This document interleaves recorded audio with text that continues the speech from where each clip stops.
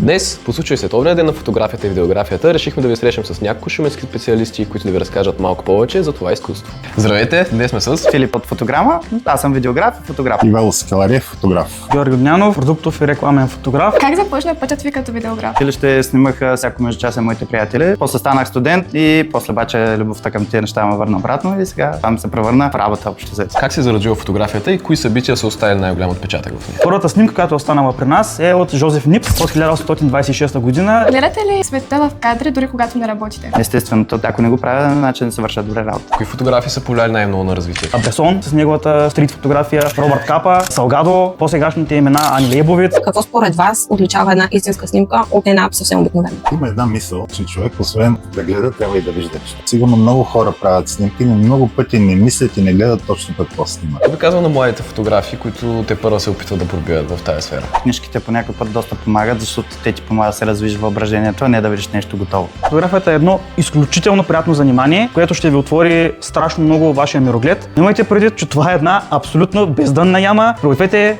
един резервен бъбрек, защото ще ви е необходим. Харесайте видеото и го изпратете на приятел, който се интересува от фотография.